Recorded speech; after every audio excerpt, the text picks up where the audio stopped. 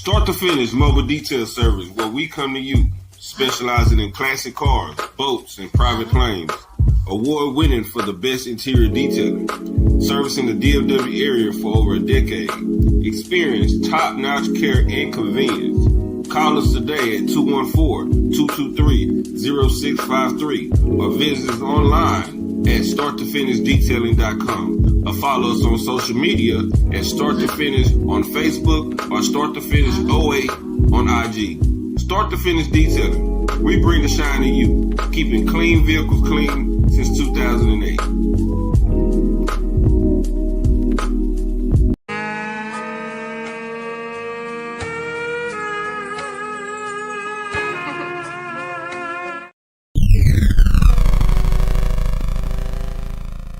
I know you gonna dig this. I'm about to sauce shit, marinate, turn up the heat, set the plate, we finna be eating. Came in the game and I changed up the way that they play. Can't see any way I'ma leave it. Live like a star, so they wishing on me, and it really ain't take much to make them believe it. Rich in the pot, high, whip up and serve up the flavor and give y'all this recipe easy. I'm about to sauce shit, marinate, turn up the heat, set the plate, we finna be eating. Well, imagine me being disorderly, cordially saying fuck haters informally. I really been seeing the jealousy, so I just been reacting accordingly. I've been treating the source of my problems like sorcery, killing them slow, kinda morbidly. And I lay awake kinda dormantly, but that's when the devil come torment me. I don't know what the problem is really though. I just be focused on how I can make a meal without running inside of your home or robbing a place where they ride for the mega meal. Hey, I sit my cornea on California, catch me some land out in Bakersfield. And if you sitting patient with hopes that I never see none of that, you gon' be waiting still. How the hell did I hop in the kitchen and sauce up the pot that they mix and prepared to make? I just sprinkle some pimp and a dash of this flavor and left it with you just to marinate. The repetitive negative narrative, they tryna push me somebody to narrate, but my story ain't finished with being written. Shit, I think it's a movie, it's fair to say. Alright, so here we have it, our grilled pork chops with our onions. You guys dig in and let me know what you think. Yes, I'm talking about in it.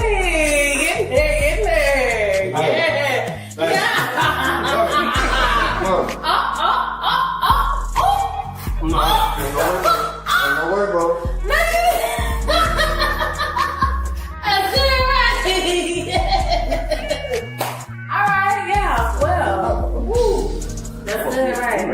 As a matter of fact, I'm gonna need some food.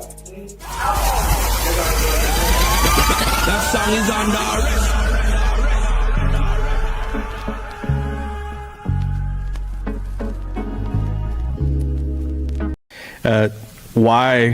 why shouldn't you be fired? Well, one, I think I've done a really good job here. Someone told me they're building a Nico statue in front of Staples. They should. Yeah, that's what I heard. They should. Listen, we can blame them. We can blame them if we want to. It's easy. This is where I'm going. A GM cannot trade a franchise player. Absolutely cannot trade a franchise player. To me, it seemed like this happened. You get a new owner. The owner wants Luka to bend the knee. That's his organization. No, that's Luka's organization. You bought it, but those people around there know him. Mm-hmm. Those people around there cheer for him. Mm-hmm. You coming in, you want him to bend, he's not bending. So when the ideal of trade comes, you're willing to do it. I've been saying Nico was going to be the scapegoat, and it's almost like, and we're not sure, we're just speculating, but he can't even really come out and speak on it either because it could discredit him moving. You know, he just has to take this shit on the chin. Oh, yeah, you got paid. This is what you got paid to do. Remember, he got an extension going into the final, when the team was going into the finals. Your ass get paid to sit in that stand while they yell. And death threats and all kinds of shit. You gotta sit there with that stressful look on his face because that's what your job is. Your job is forward facing. If I make a bad decision, you take it. You take it. Right. Let's keep it real. They're missing two of the best players in the game. You made a trade. You got AD. You re-signed Kyrie. You got the #1 pick. So you're gonna blame AD being fat on him, right? You know, if you look at AD right now, you know, look like he gained a lot of weight. Is that his fault too? Like the record 3-8 because you don't have your best players, that's his fault too? Well, I mean, my question to you, and I think we know the answer. I mean, if you have a healthy Dallas team, Nico still has a job. Of course. There's no question about it. Why shouldn't you be fired? Well, one, I think I've done a really good job here. All right, there it is. If you want to know, there it is. Their story. Let's talk about it. Dallas Vibes, the Monday night edition of Dallas Vibes. I am your main man, Cool, Calm, Collected, Killer Cadillac, Cam King. And I am your boy, the sidekick. I'm in the side tonight. And boy, Al Songbird, a jack of all trades and a master of so many. Let's go. Already, shouts out to Radio Ricky the Rapper. He is doing his due diligence. He got daddy duty. He's making sure his daughter is getting to where she needs to be at the proper time. And afterwards, he will join us for the show. How about that? Yeah. What's good, Dallas? What's good, City? Dallas Vibes. I know the Cowboys playing. Yeah.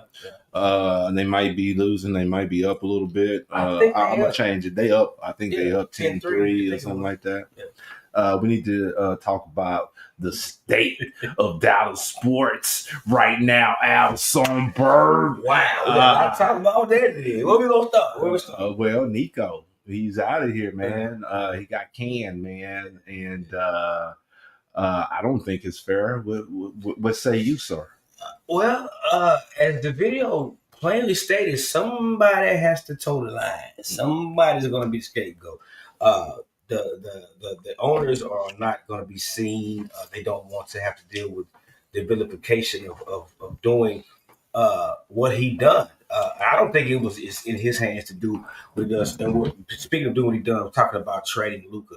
I don't think it was just in his hands to do.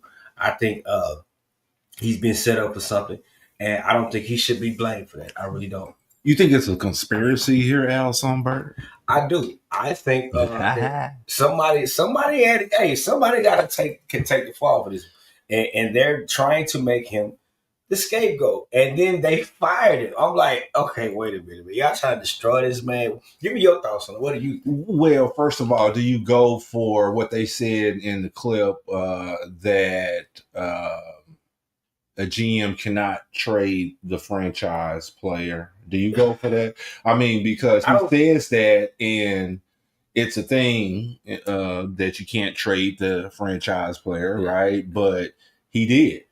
Yeah, and Luka got traded. He's not here. He got traded. My thing is, no GM has the power to trade a player without the front office knowing first. Okay. Usually, that is a money deal, and the front office is who is dealing with it first. Okay. So are we to think that the front office, then Al Songbird, did not know about this trade before Nico was about to do it? Come on now. Do you believe that they did not know he was about to be traded? That the general manager just said one day, I'm getting rid of him.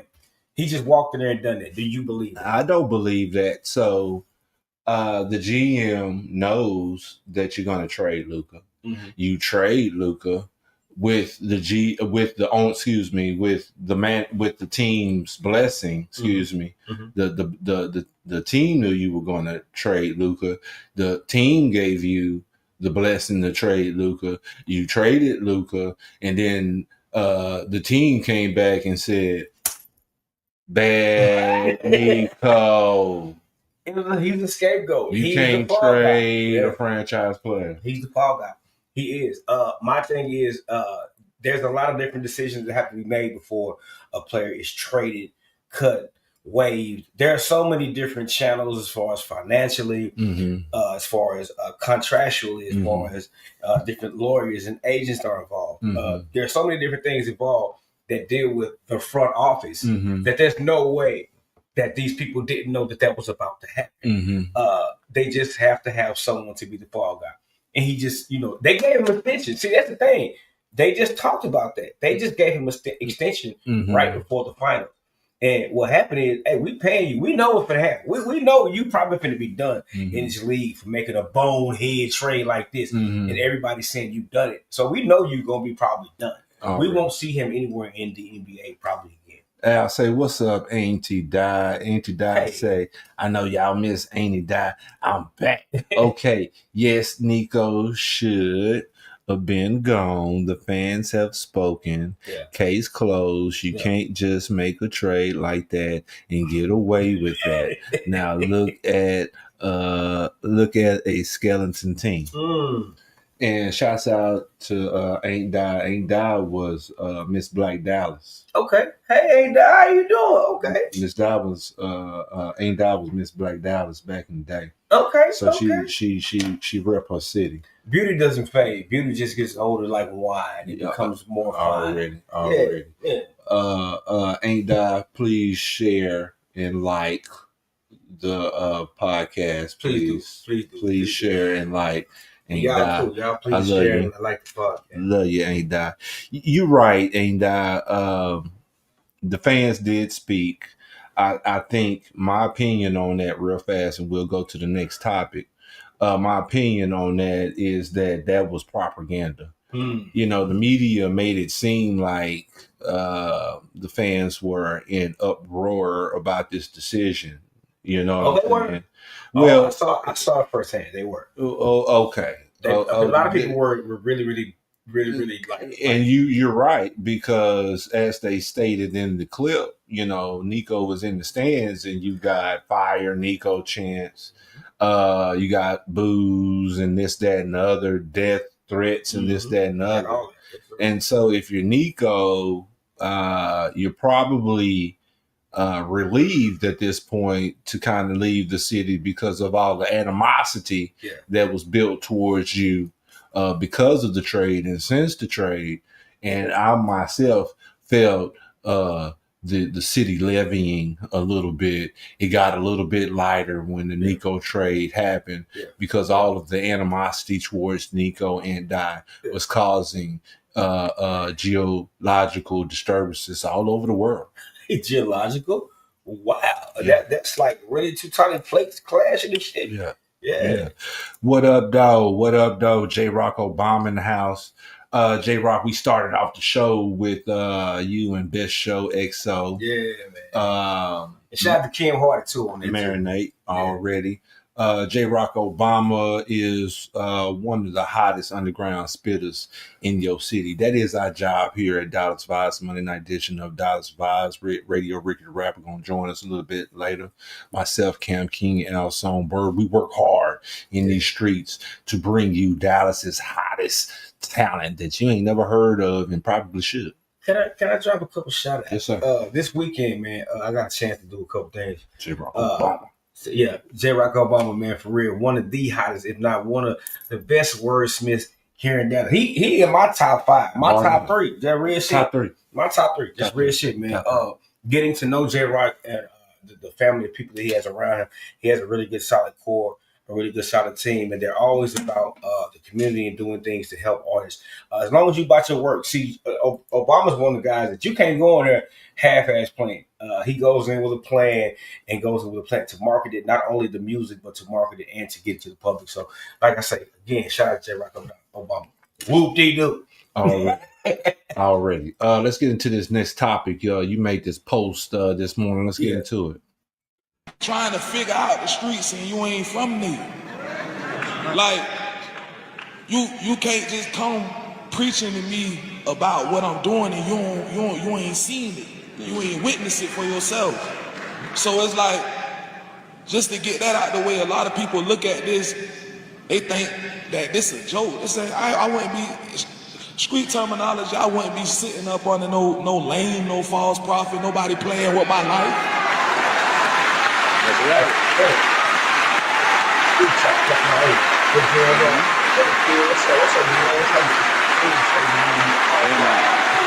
Well said.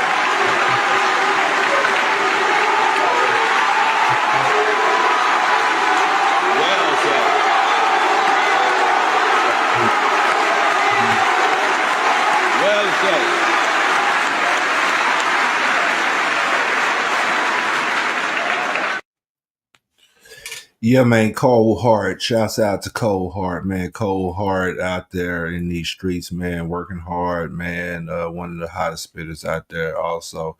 Actually from California. Yeah. LA. You know, he's from LA. We just got off of the Nico Luka going to LA.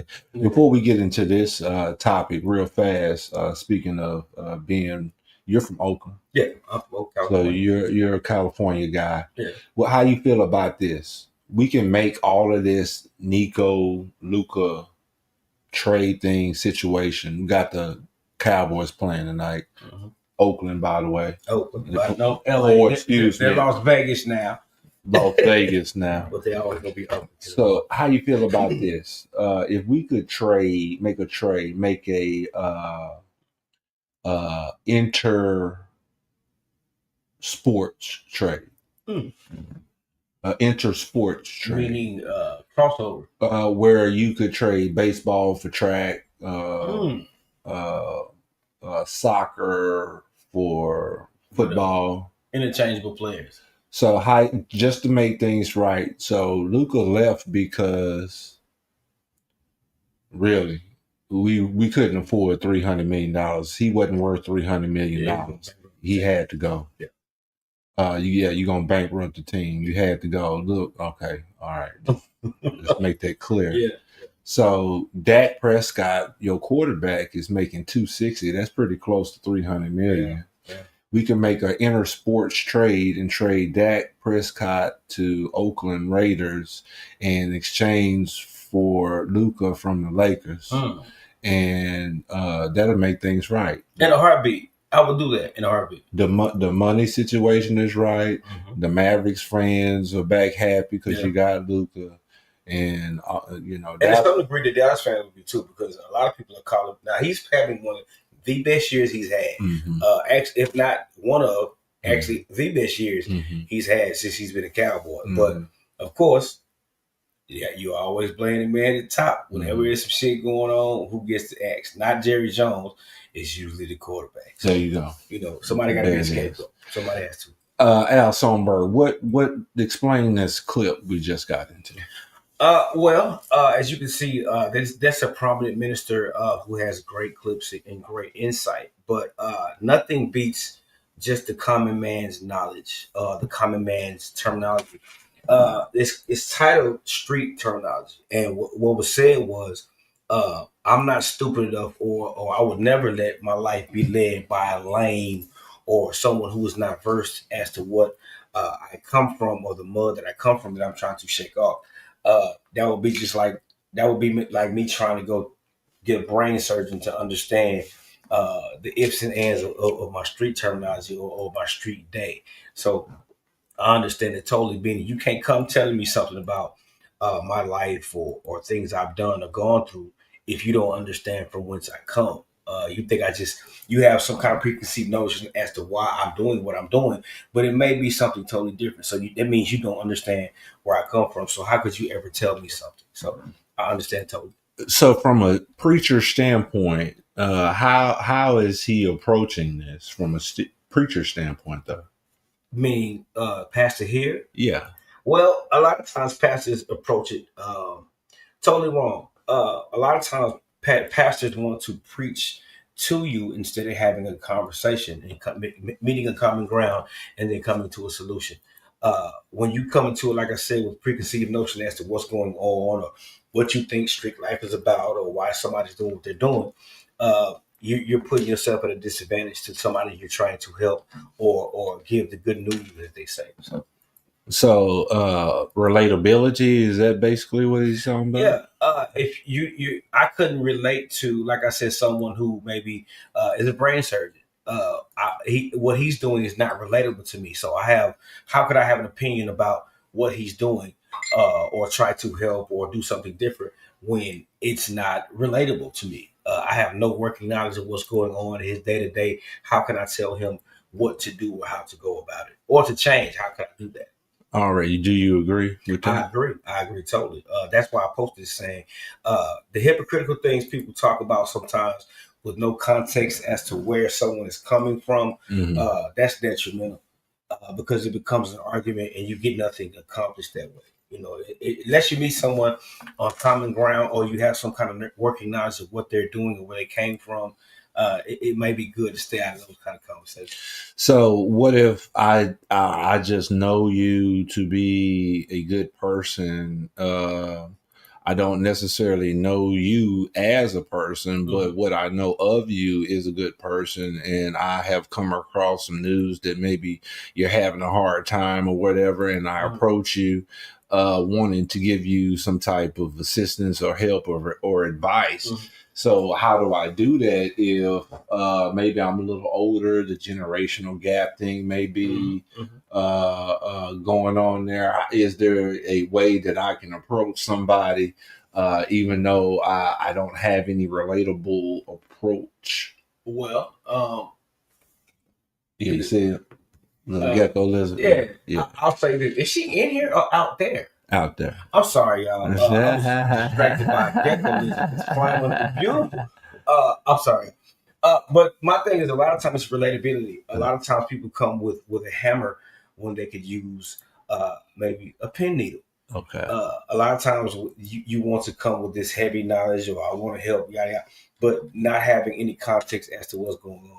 You know, it's cool to want to help, but you know, sometimes you got to do it a little lighter than you probably would. That's when you mean the generation gap. Right. They're pointing, hey boy, you need it, yada yada. They're like, man, you don't know me, fuck you, man, I need it. You know? Right. That's how it usually comes off. So you know, it has to. It's all an approach. That's all it is. Already, what it do? Detroit in the building. Yeah, man. What I do? Up there in Detroit, Gunner. What's happening? All right, say Madhouse Plug, 2 G's, LLC, Radio Rick, myself, Gunner Man, each and every Wednesday. We do this thing, okay? All right, let's get into a break, man. Let's get into let me see what I got going on here. Let's get into. We got into this Lenny Mac last week. Lenny Mac, man. Shout out to Lenny Mac, man. Shouts out to Detroit. Share that thing one time, Gunner Man, if you care. I know you do. Lenny Mac. He was on Dallas Vibes last week, along with J. Rock Obama, who was chiming in earlier. So shouts out to Lenny Mac. Let's get into it.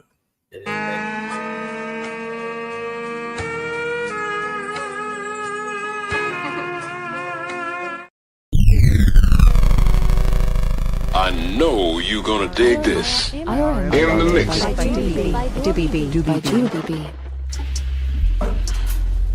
Hey, what's good? I'm gonna call you back. I'm about to get a light snack. All right, ladies. Hello. How you doing, love? Good. I see that. Yeah. I'm sure we'll have all the flavors you would like. Think so? Oh, yeah. You're gonna see. Brown man on the beat.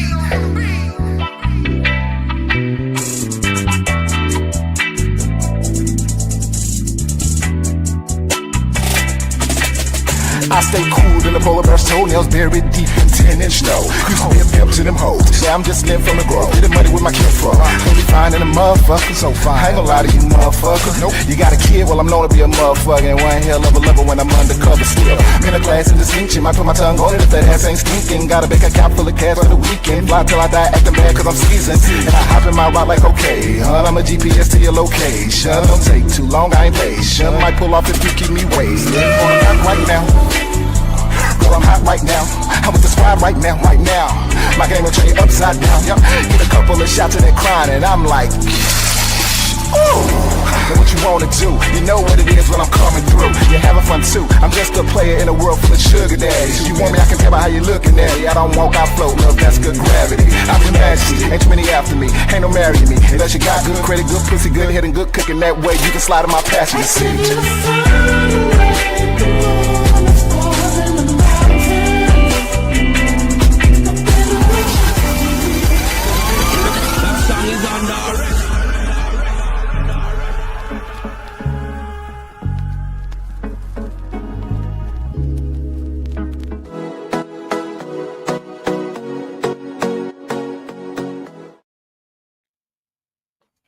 There's a couple things that's holding guys back. women and weed. And I'm guaranteeing you, if you let go of those two things, if you turn women into a woman, meaning you have one woman, and you let that weed go, I guarantee you, you're going to develop more discipline, more self-control. You're going to have more clarity. You're also then going to have more confidence. Then you're going to have more consistency. Everything that you're doing while you juggling women and weed will be multiplied by 10. All your productivity will be multiplied by 10. I'm guaranteeing you. If you don't believe me, try it for 7 days. It's going to hurt. Go 14, get to a month, get to 6 months, then get to a year. Wowzers, how do we feel about that, Al Stoneberg? Hold on, man. I'm going to let you go first. What? So I got to give up weed and I got to give up women if I want everything to from what he's saying is to multiply tenfold. Yeah. And some of that is true, I would have to say. Some of that is true. Unfortunately. How much money would you spend on weed? How much money do you spend on cigars for your weed? How much gas do you spend driving to go get weed?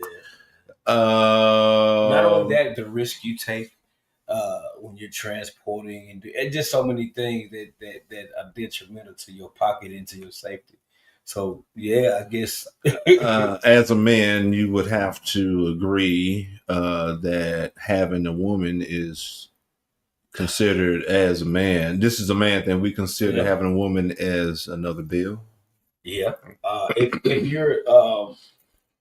you're being the man that you're supposed to be with your particular woman or the woman that you choose to have, this whole conversation is if you are being the man that you are wanting to be or wanting to have the respect from said woman, you're going to have to toe the line.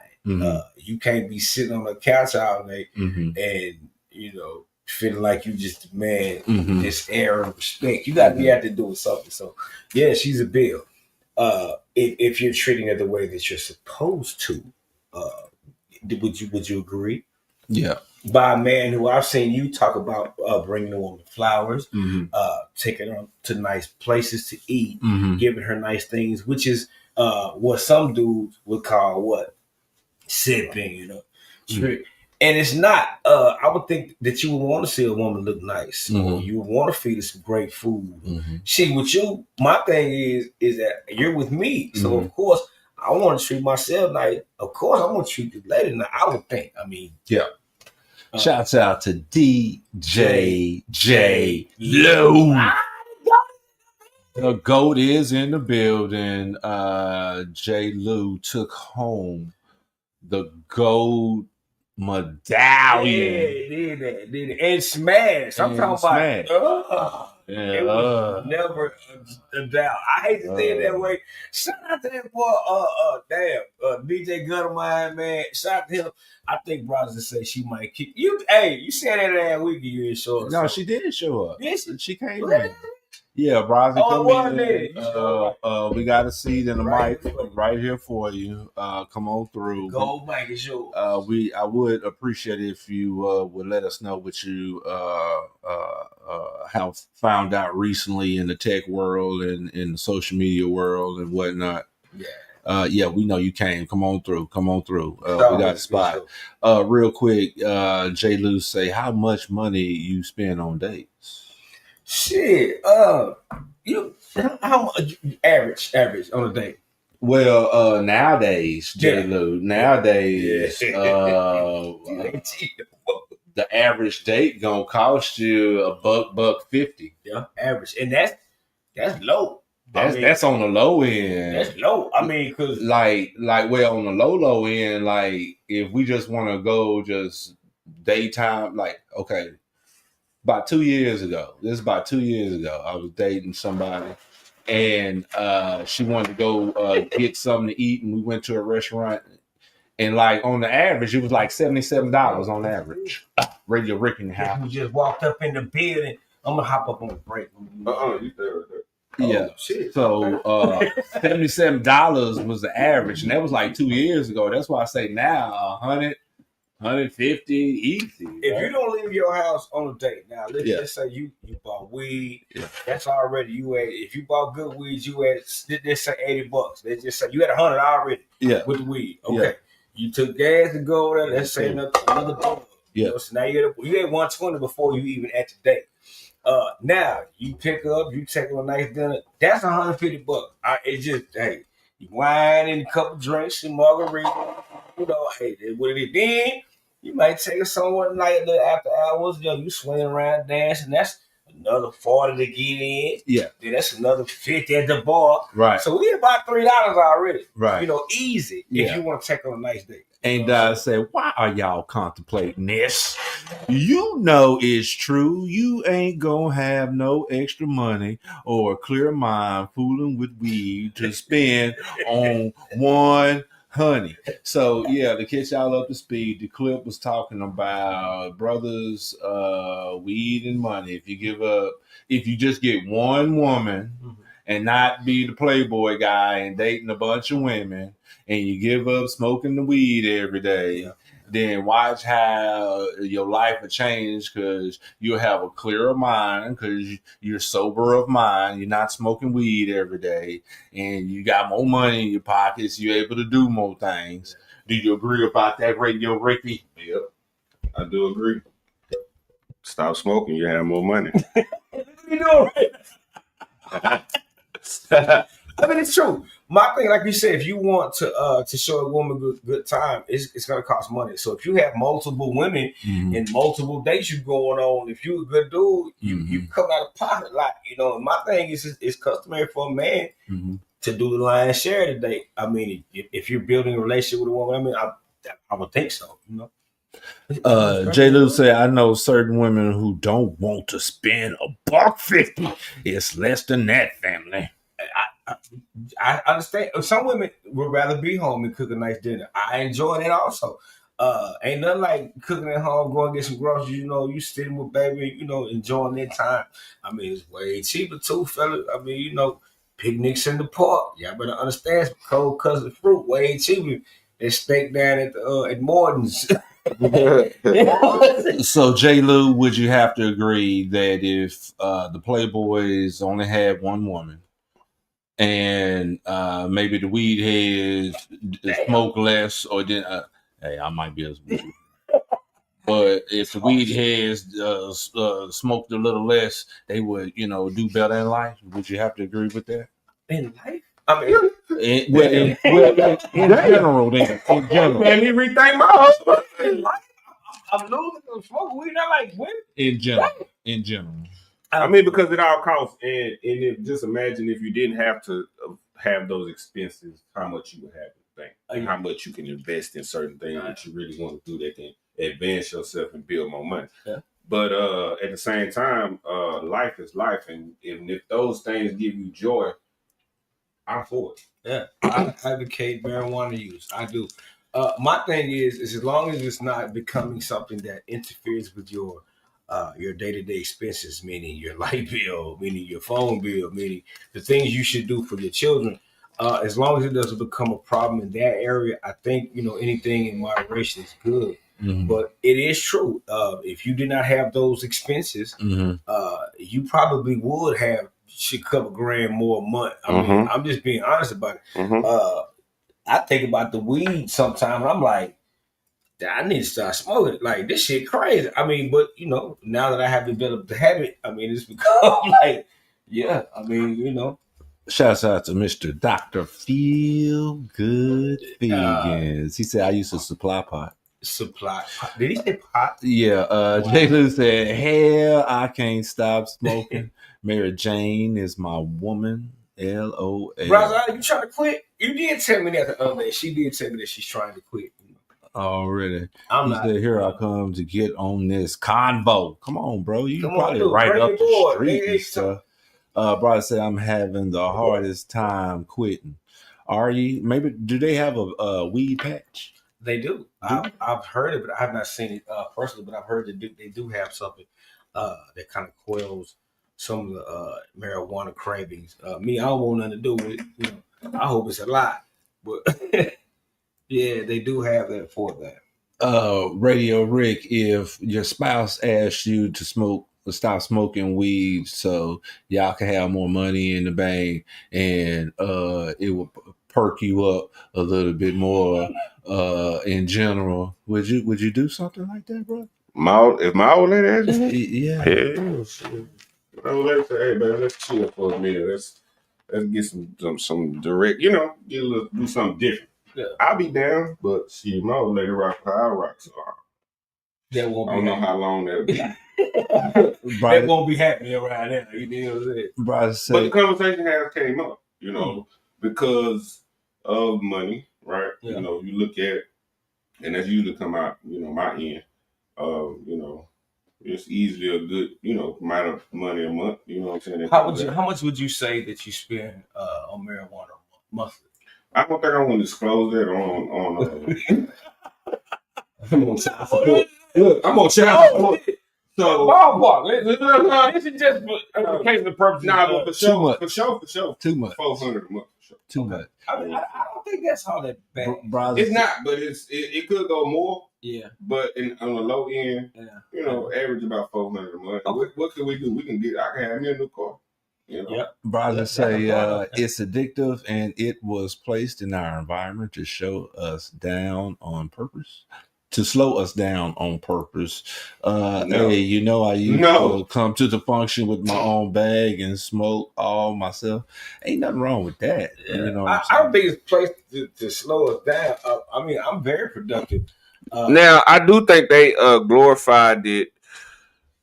I think they glorified it enough where it is staggering in our community. You know what I'm saying? Because a lot of these youngsters, that's how they want to do. Yeah. And they'll do just about anything for it. Like, I ain't gonna lie, me and other old schools talking about this shit. It's almost like the new crack, right? Yeah. Because some of this weed now, I'll smoke it. Damn, I don't even want to fight this blowing up when I just said this shit. No, I'm serious. Some of this weed now is really, really strong. It's because of the strains and some of the things they're doing to it.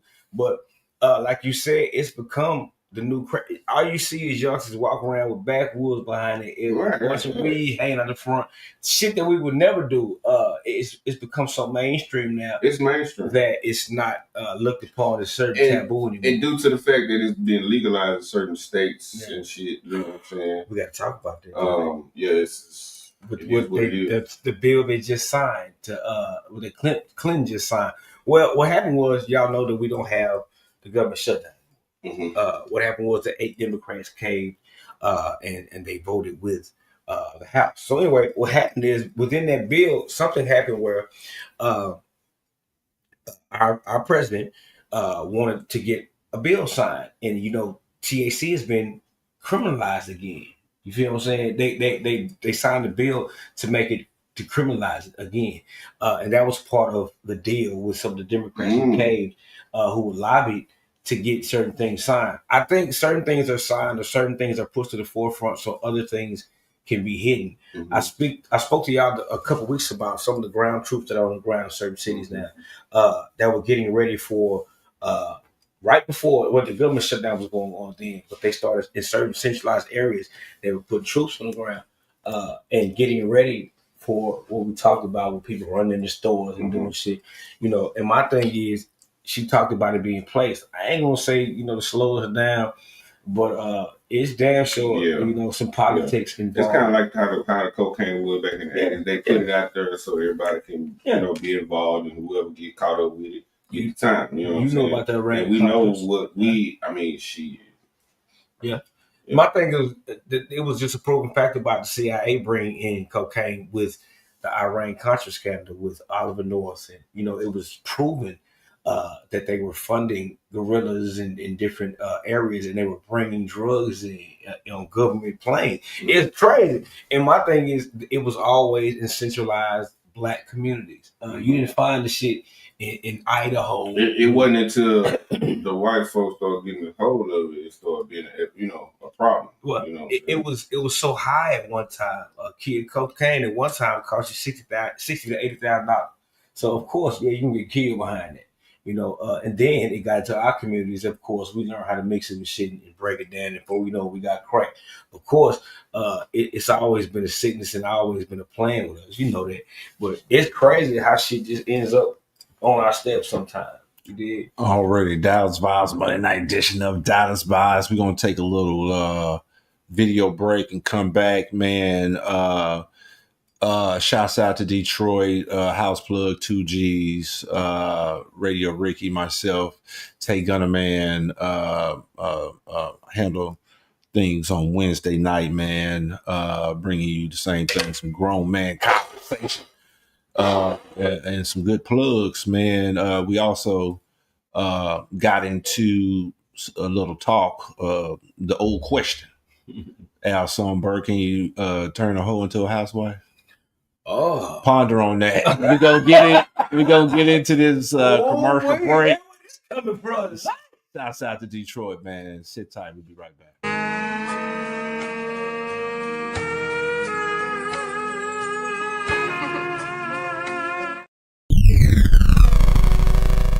I know you're gonna dig this. In the mix.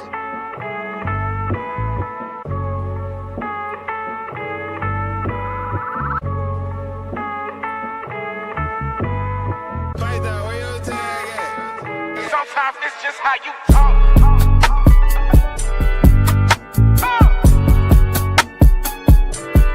Shit don't match your walk.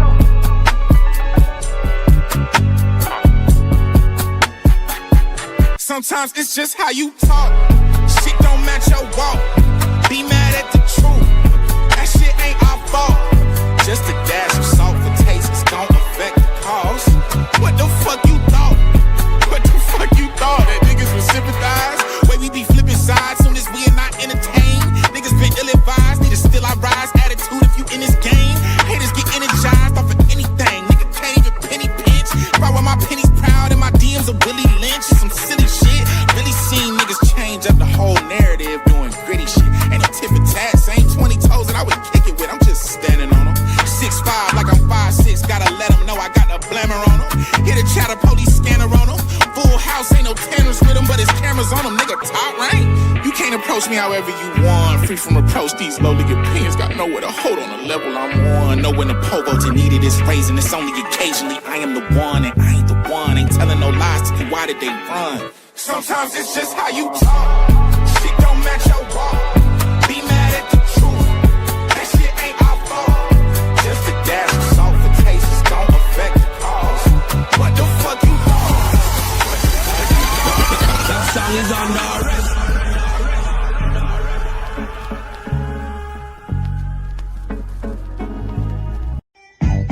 I'm coming to take you hostage, nigga.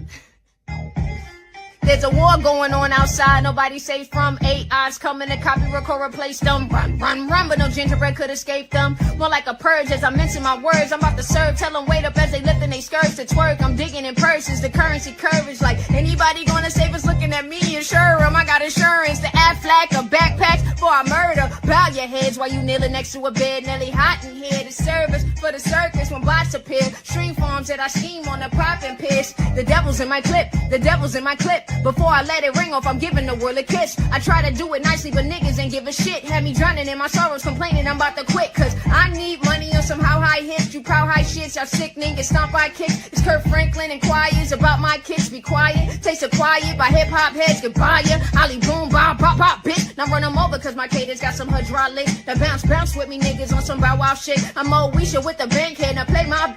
Before I come to you, rumming you. Chainsaw with the mask on, rockin' man, baby, I'm about to blast off. Put you in caskets before they cash off. Lamar, the BMF need a cash door. I'm the best niggas know by now, but too much mainstream dick licking. Okay, well, majority sign fucked up deals to doubt my skills, but flow Ice Cube, nigga, kill at will. Cause I'm a real spitter, put on for my spitters. That's gonna push your mean 10, fuck AI, you bitch. So all my real spitters, won't you please stand up? Please please stand up. Please stand up. I'm a real spitter, put on for my spitters. That's gonna put your mean pen. Fuck AI, you bitch. So won't my real spitters, won't you please stand up? Please stand up. Please stand up. Feel like you can turn a hoe into a housewife. Carlos Miller on why you can turn a hoe into a housewife. But here's the catch. What he said next will leave you speechless. Hoes make the best housewives. Why? Because they know what men like. That's why they successful hoes. Go to a Super Bowl party. Watch how a hoe work the room. How she do it? She know how to talk to every dude in there. Okay. The hoe is bringing the chips out. She gonna stay a little later, hit them dishes. The hoes know what men like. They study men the same way. Like, they got it. You could put them in a room with anybody, and they But gonna I'm find, saying if they gonna she's find ran the money. through. They gonna find the opportunities. I do all these things that you're saying, and I have never been a hoe a day of my life. I believe it. Promiscuously. I believe it. I believe it. So I'm saying, like, promiscuous women. Yeah. Can you? Would you marry a promiscuous? Would woman? I? Yeah. At this age, I don't think that it's avoidable. What? I don't. How? Think about it, right? I'm 42. Okay. If I meet a woman who's 42, she been for the last 27 years. Rick, that's your stunt double. What do you feel about that? How you feel about that? Well, can you turn a hoe into a housewife? Yeah, we talked about it already. How you feel about it? I mean, I'm pretty sure you could. You know, do you want to? That's the question. You could, but do you want to? And you got to be a certain type of nigga to do that. You can't be no lame ass nigga. You can't have no soft heart. You gotta be open minded and confident in your shit. Cause as soon as you see her thinking or even talking or you know what I'm talking about, maneuvering as a hoe do, then you gonna be fucked up. But if you allow it, you know how to manage it, and you can keep your feelings in check, you might be alright. But look, two things for sure. I believe, if we talking about a real hoe, yeah, she definitely gonna know how to please you. You feel me? And at the end of the day, a man, that's probably like 89% of the whole motherfucking play. If you can please that nigga, he gonna go and do what he gonna do anyway. You know what I'm talking about? It's when you ain't, is when he gonna go jump around and have a bunch of them and another hoe and this, that. But she know how to take care of that nigga and she get him on and get him right. She be all right. What you think? Sam? I'm just saying. I'm gonna first touch on what you talked about with proper hoe management. You talked about being a hell of a nigga to be able to manage some of the whole activities, meaning working the room in niggas' faces and doing certain things that whores usually do. Me, I'm an advocate of whores. I believe that you know, by me, that being one of my hustles at one time, I'm not gonna speak too much on it, but I understand the one thing about a profession is having knowledge of your profession, meaning your business is men. And usually a woman, when she's focused, that one man becomes her focus. She starts learning how to please him. Along with her whole activity, she already got in the bag. A good hoe usually learns what a nigga like. That's what it got. You gotta. I'm sorry. No, you have to, because that's what he like. He likes it. No, He's right over that. He like. I tell dudes, hey man, listen. You want a girl who don't know what's going on when she get in the bed, or you want a girl who gonna take up? Now some men do. Some men want. What? Some men, nah, bro. You gotta be real. A certain man want to teach his woman. He don't want her to be with ever thought about another man because he's so insecure. He can't imagine himself being with somebody else. We talking about good hoe management. We ain't talking about that dude. Okay, I understand what you're saying. That's what I'm saying. There are guys who want to to train them. Right. You know, but my thing is, well, I ain't trying to have to give you, I don't know, hey man, I need you to come. No, I need you to come here and understand, see that we grown, and I understand that it took you some training somewhere else to learn where you had this going. Let me say this. Me personally, I wouldn't choose her. If they choose, the question was, can she be turned into? Right. I'm saying. I wouldn't choose. You feel me? Not knowing I'm gonna overlook her. I'm gonna bypass. I'm gonna let her be a hoe. Just mine, but Can you? Yeah. I believe you can. I wait for Cam to respond to this because that might. I think that might be the kick of what's going on here. Because I'm an advocate of saying yes, you can. Now, do you want to? I don't know if you want to. I don't think you really. I don't think you want to. But if you happen to choose a hoe, then you gonna have to be a hell of a nigga. You gonna almost have to play the pin. That's the truth. I mean, like you said, you gonna have to be hard on you. You can't. Let her get out because she gonna think you let her get out. Yeah, you can't let her get out of pocket. I hate to say this. I ain't no advocate for none of this shit, but you might have to hit her 2 times. Well, perhaps I think. I think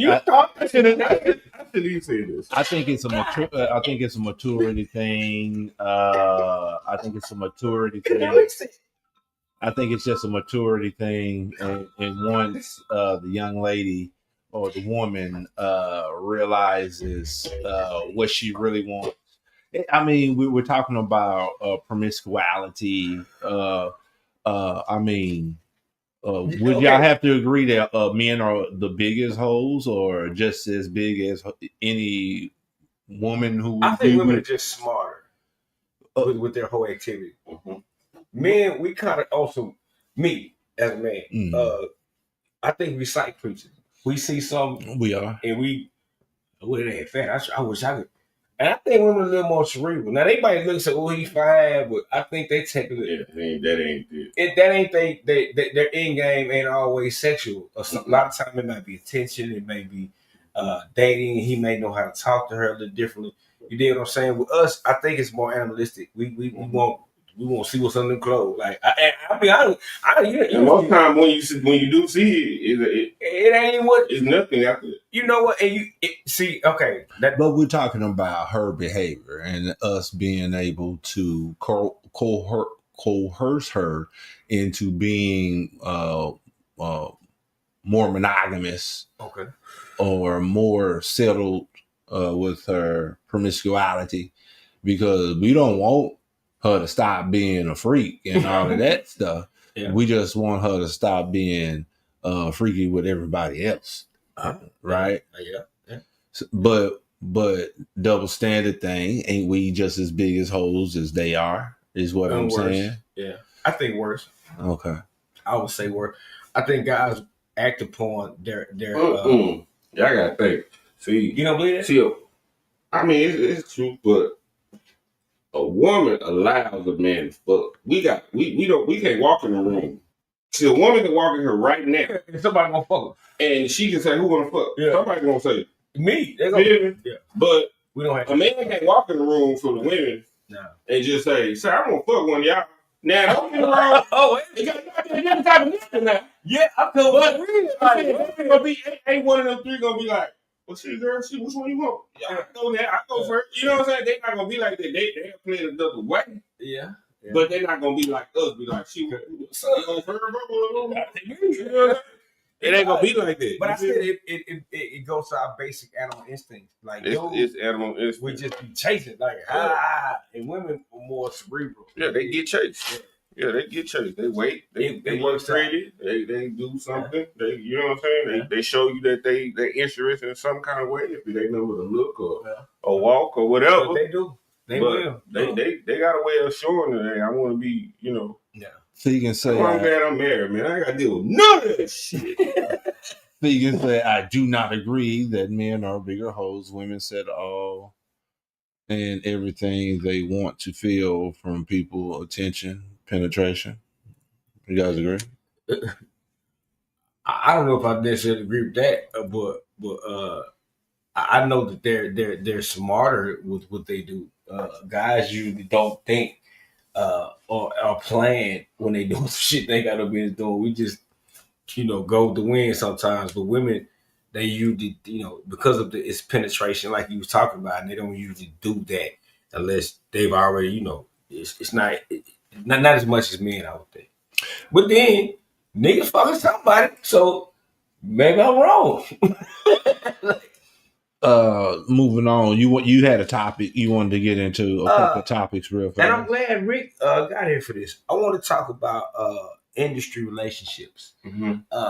be they male and female, be they relationships between artists, between peers, just period. First, I want to talk about relationships within the music industry. And I want to talk to you about that. By you being someone who is usually with Missy Vet. Shout out Missy Vet if she there. Shout out. Real talk, and it's a model from what we see. I want you to talk about some of the pros and some of the cons of being in a relationship within the industry. Oh, the pros is stability, right? You got a stable support. You feel me? Somebody that you count on all the time that's gonna be there that understands. Yeah. You dig what I'm saying? The ins and outs, and you know what I'm saying? Understand that whatever. You feel me about the underground, the music game, whatever. You know what I'm saying? The cons is so this is a sexualized game. You feel me?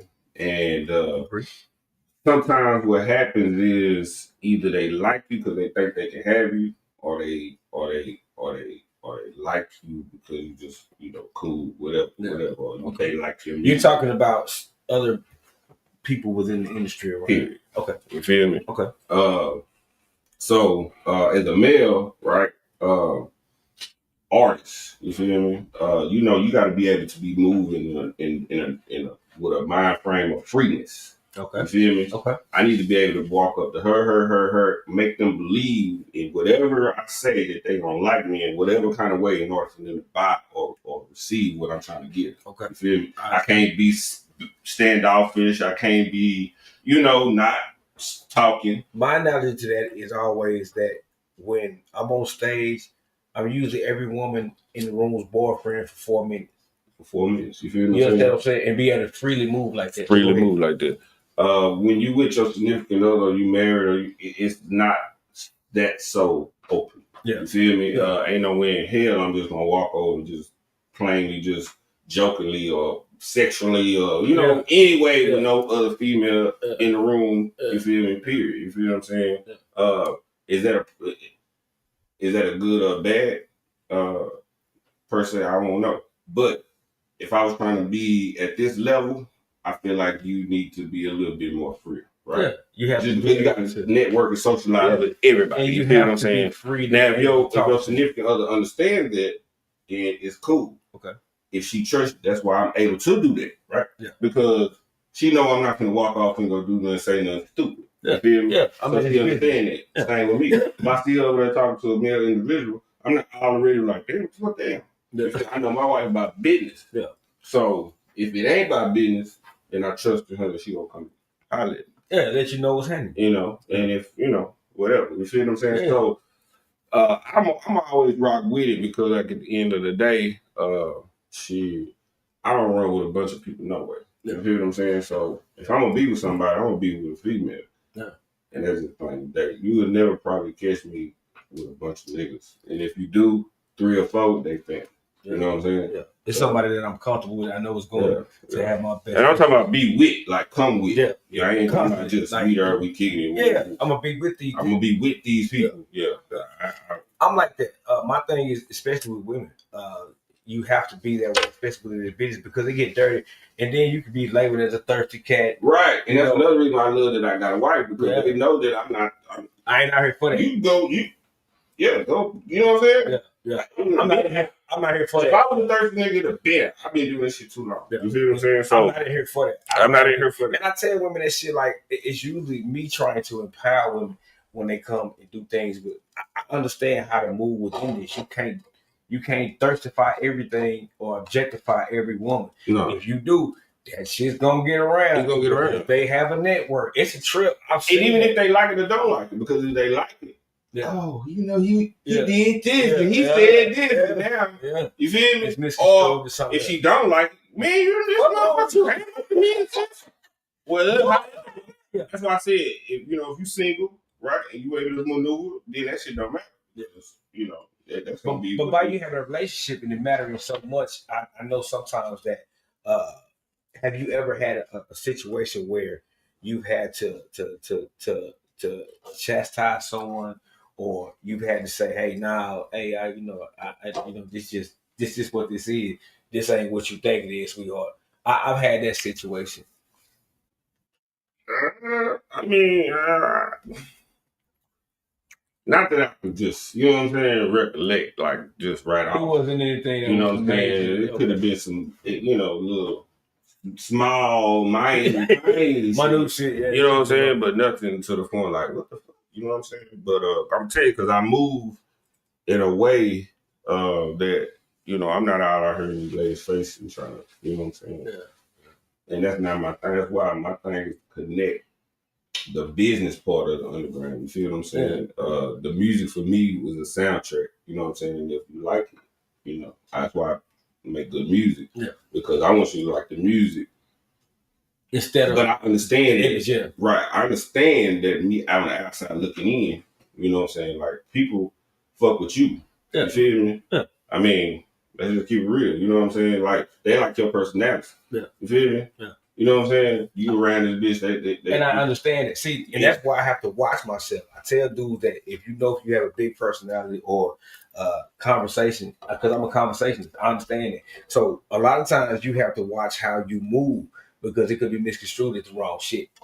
Especially when you you gotta really kind of quell that shit sometimes. Especially like when I'm gonna stay with you. A lot of times I know I'm loud, act fool and shit, but sometimes it takes, you gotta be able to back up and say, well, some things you just shouldn't do because of the industry. You don't want to be looking at a ham. You don't want to be looking at this nigga always in some broad face somewhere. Right. That's crazy. Like, that's diabolical work. And these niggas, it ain't ever been no disrespectful shit, but I got eyes. You see the face you made? I don't think you saw. I ain't got no. Because he's not telling the truth, because we had studio and he what? He's not telling the truth. Did he just say you lie? He's fibbing. No. I mean, and I'm not going to get into any specifics, but so for me, no, you gotta go back to the line. I'll get to that. I'll get to. So for me, having the studio, it's always business first. Keep it professional, because you want people's patronage. You want people to fuck with you at the studio and fuck with your business. And as y'all say, the most important thing that you said is word of mouth. Once the pillow talk and all of that started happening and the internet starts talking, then you start to develop these blemished reputations. Which nowadays is good. Which could be good. Motherfucker loves any press, whether it be good or bad, is good press, right? These days, but it's a new story every week. But maybe not necessarily good for business, because people, like we say, most people who want to do business with you, if they have any setbacks with doing business with you for any reason, are not going to do business with you. And they're going to tell 10 people not to do business. Exactly, and that carries, because 5 of them gonna believe it immediately. Yeah, like just because that's people. They people. Yeah, and I tell people, hey man, you know what you do? Hey, it follows you. Mm-hmm. You think these women or these guys? Oh, everybody talk. Every woman that came in that Villa Cooler from I know from 3-4 got nothing but respect. Nothing but respect. But now don't get me wrong, man gonna be a man, whoever nigga gonna be, and every man gonna try to shoot, do their thing.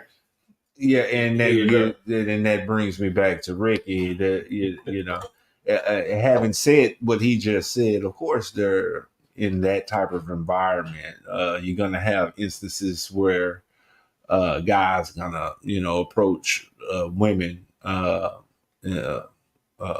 if they can in some way. Mm-hmm. And of course it may be inappropriate. Of course some people may step across the line. Mm-hmm. and I would just say that happened, and Rick knows what I'm talking about. It happens.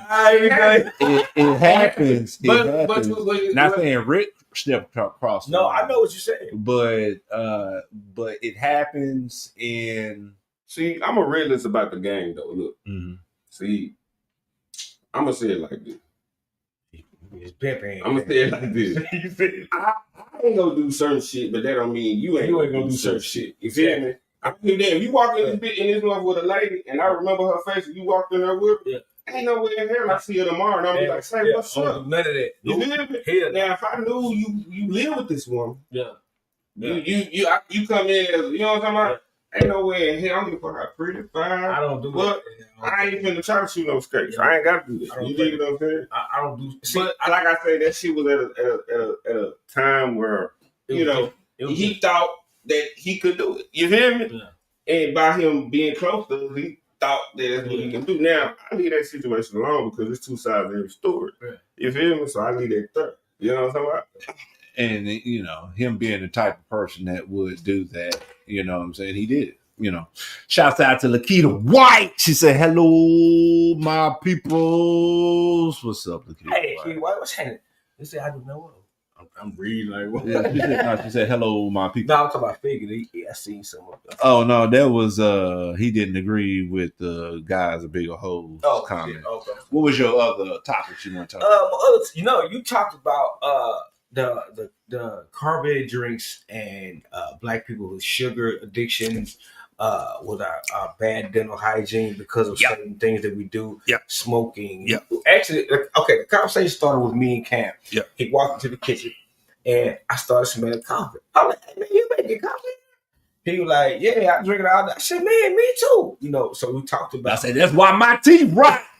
And we talked about dental hygiene as far as black people, how we don't take care of our teeth, or we don't do things to make sure that our dental hygiene is okay. We talked about the sugary drinks, sodas, and the carbonated water, how it just destroys our teeth, especially being our age. Now dental hygiene should be a really, really big thing. By me having gold teeth, I brush my shit like I just constantly, like for some reason. And I tell people like, hey man, that's something we should look into because that can start stomach problems. It can lead your bad oral hygiene can lead to really, really bad problems with your health. So I want to talk about that. It was just a conversation we started having. Yeah, it definitely needs to be, you know what I'm saying? Because shit, I know my teeth hurting right motherfucking now. So I and primarily, we also got off on the fact that most of this is stemmed from the sugar. Yeah. And because I was like, shout out to sugar, we was like, me and Al both was Dr. Pepper freaks. And Dr. Pepper fanatic. It's like, man, I had to give up the Dr. Peppers. I had to give up sodas.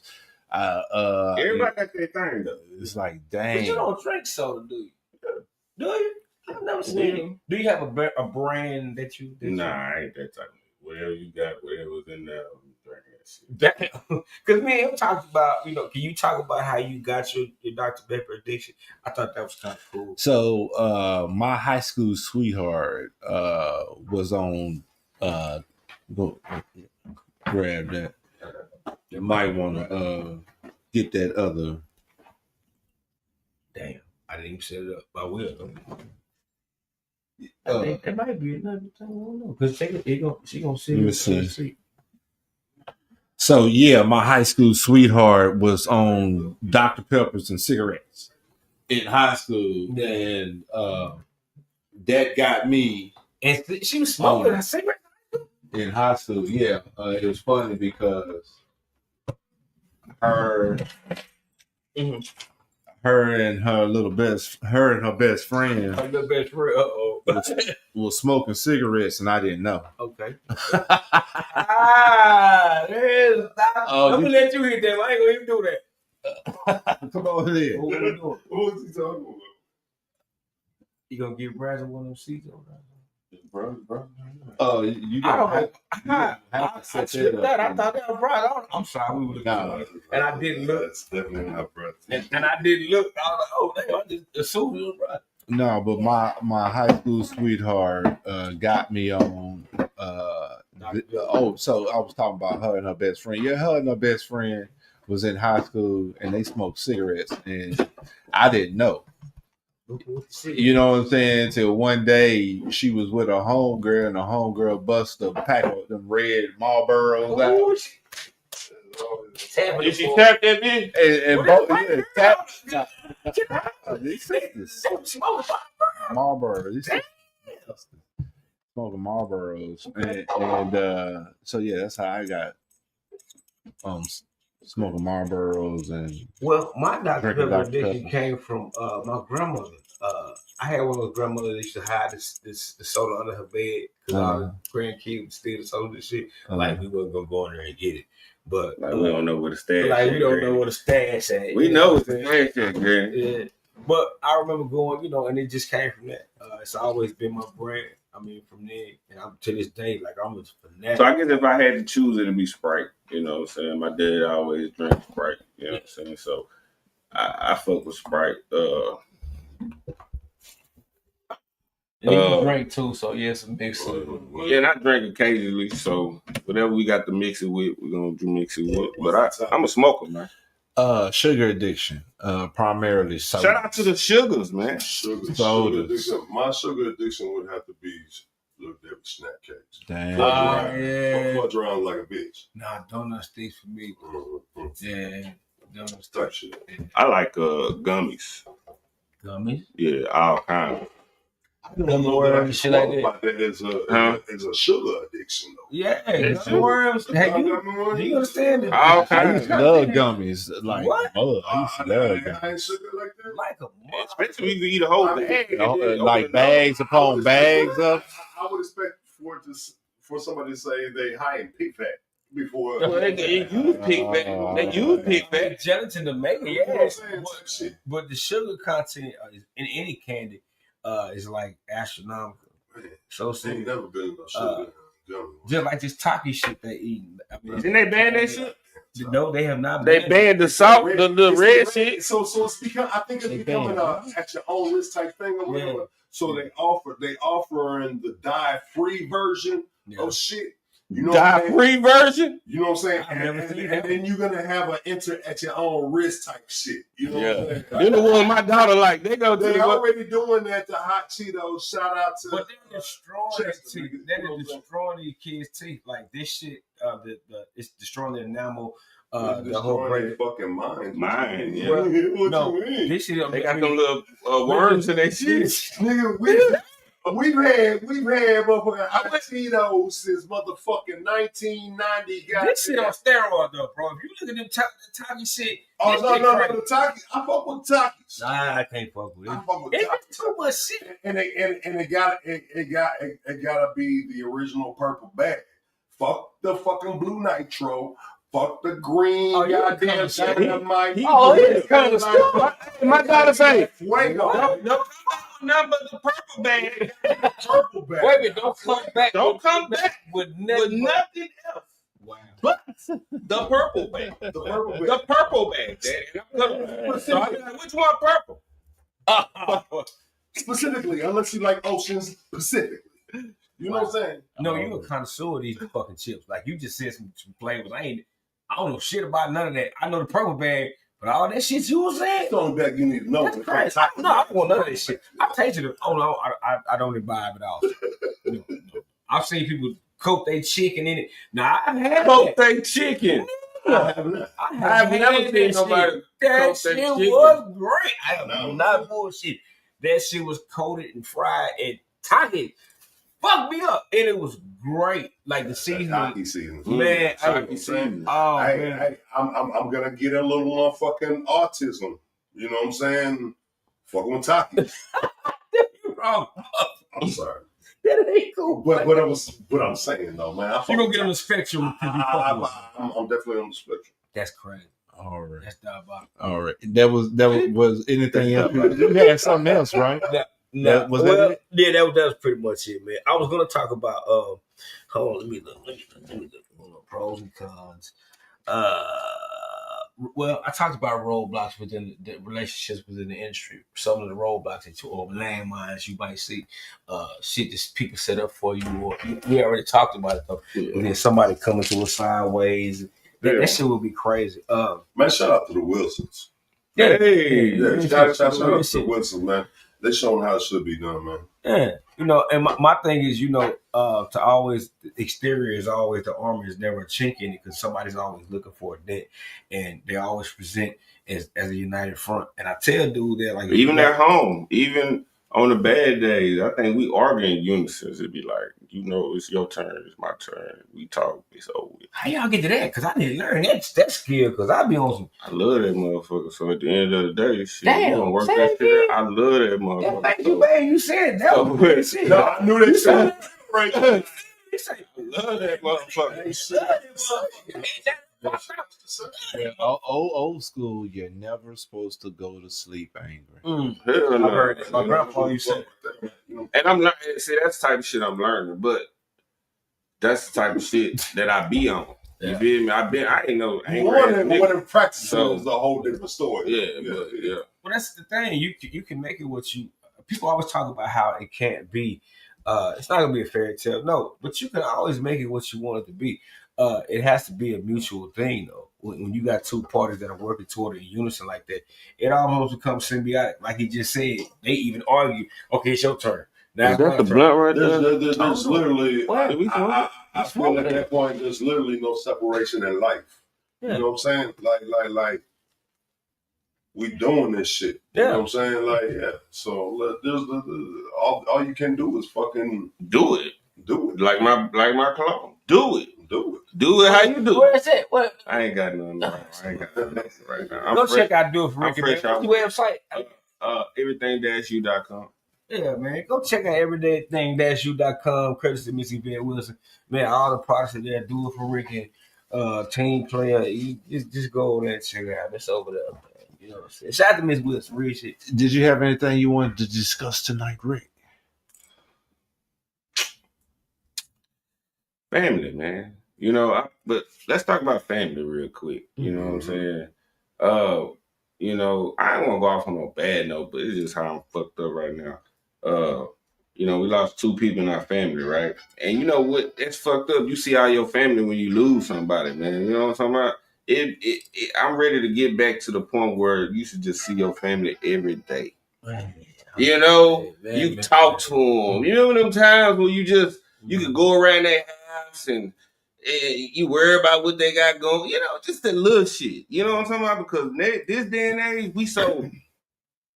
we so spread up because we got so much access to every fucking thing else. And Facebook, travel. Peep this before you say that. Facebook. I love Facebook, right? But I hate fucking Facebook, man, because motherfuckers will get on Facebook and act like that's your life. You feel me? I be doing shit way the other day and then posting shit the whole nother day, and they be like, "Oh, you be man, say." I go down to my people. They know everything I'm doing. You feel me? I'm like, so y'all be watching me. Y'all ain't liking. Y'all ain't sharing my shit. Y'all just look. They just leave you over at the book. You just Now they do it for Rick. Yeah, okay. Yeah. We doing this. You know, it solidified the whole. So I came back with a little ump on my chest. Like, okay, it's solidified. Because you know when your family put that stamp on that shit, it's different. Because you be kind of worried. You know what I'm saying? On the real shit, the approval, the you know, because you represent the fam. You feel what I'm saying? You don't vote. You be the one be like, man, my fam suck at this shit, or he be doing some shit. You know, we don't fuck with, but they fucking with it. You know what I'm saying? My situation. Shout out to the fam. Yeah, shout out to the fam. My situation with that shit, man. My mom, by me being, you know, the fuck up, I always in trouble doing some shit I haven't been in. Her seeing me do this, and my brother and my aunts and cousins. The funny shit is they've always wanted me to do this. I've always ran from it because the money was in the street. So, you know, I didn't really have time to devote to it. But when I did, I started changing how my mother looked at things and how my brother, like, hey man, we proud of what you got going. I see you keep going, man. They ask about y'all, who that dude? He look just like goddamn Conor Miller. My mom said that shit all the time whenever she look at the show. Shout out to my mom too. She might be looking. But real shit, my thing is it's become a revelation. I remember going around to your cousin's house. Just get on your bike, ride around the corner. Going to your aunt's house, get a sandwich. Go to your aunt's house. Yeah, like you know, and we don't the do older we're getting, the less of those opportunities are we're getting to do it. My thing is we have so many things going. I gotta check myself. The internet and messenger and this and that. A lot of times we get so far away from some of the things that we cherish as kids or as younger adults, man. It just you pull up somewhere and you don't even know. You don't even know these motherfuckers. These your cousins. You be like, I don't know them. I'm like, you know what? They live where? Y'all live where? And I'm gonna tell you what's gonna happen. Like my kids' generation. Let's paint the scenario. We got so many baby mamas, right? Yeah. And so many. And I'm saying that's what happened in mine, but I'm painting the whole scenario. There's so many baby mamas, single mothers, right? And they take their kids and they don't let them fuck with the daddy side, right? So the daddy side cousins, they kids growing up. And these kids getting isolated from these side, so they grow up and then they meet somewhere at the motherfucking park. They don't even know they fucking cousins. Man, you know what I'm saying? You already know what it is. It's the motherfucking government. Damn, what? You gotta go into that. Wait a minute. How the government do that? Man, motherfucking government. You know what I'm saying? Uncle Sam. Uncle Sam. So back into the show. Let's